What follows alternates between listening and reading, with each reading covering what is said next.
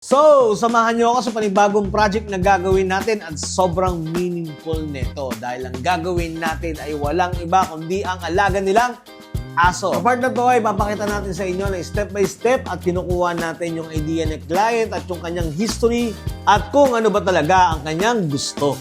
So, bali sir, no? Bali ganito yung ginawa natin fitting. So, ito yung kanyang fitting. Ito yung possible na pwedeng kalabasan dahil nga may balak kang ipa-full sleeve siya. So, nandito yung aso. Nandito naman yung bundok. Siyempre, mas malapit yung aso at malayo naman yung bundok. Tapos the rest dito, parang ulap-ulap na lang sa taas. Ready ka na? Okay, ready. Game. So, nagkasundo na kami sa design. So, sobrang meaningful na ito kasi nga, dahil nga ito yung dalawa sila nung wedding, tapos yung asong namatay, tapos yung isang pinakamakulit na aso nila ngayon, sir, no?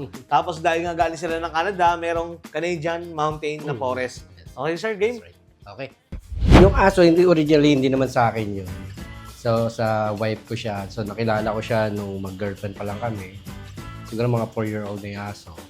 And then, yeah, in time, so from 4-year-old siya hanggang sa namatay siya, magkasama kami. And then, yung isang aso naman, yun yung bagong aso namin ngayon. Anong pangalan, sir? Kiwi naman ang pangalan ng pangalawa. Yung unang aso is Melon. So, may ko din sa birthday.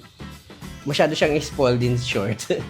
Kasi nga, siguro dahil na rin doon sa unang aso namin na parang ako hindi ko naman siya masyado nakasama. So, itong pangalawang aso namin, yung Corgi, parang binibigay ko naman lahat sa kanya. Lahat ng gusto niya. Parang at the same time, anak ko na rin, di ba? Siyempre.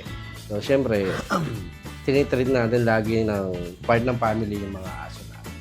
Gusto nila magbigay ng saya sa amo nila. Minsan, mapapansin mo yan, kahit na may nararamdaman sila, may sakit sila. Pupunta lang sila sa isang tabi, hindi sila yung dadaing sa'yo masama pakiramdam ko, ganyan. Parang priority pa rin nila kung paano kanila mapapasaya. Kahit, lalo pag tumatanda na sila. Huwag kayo mag-aalaga ng kahit na kahit anong hayop, kung hindi nyo kaya silang itrato bilang family, bilang part ng family. Kasi kung mag-aalaga kayo just for show lang, huwag na lang. Maawa kayo sa mga hayop. Yun lang sa akin. Alright, so natapos na nga natin yung project natin. Naggumawa tayo dito ng aso. Tapos yung isa pang paboritong aso. Tapos ito nga yung silang dalawa nung sila ay kinasal. Tapos naglagay tayo dito ng Canadian Rockies. Canadian Rockies. At syempre, ang bagsakan na ginawa natin ay isang Black and Gray. Sir, Alice Review, ano masasabi mo sa project na ginawa natin? Maganda. Sobrang ganda. I like it.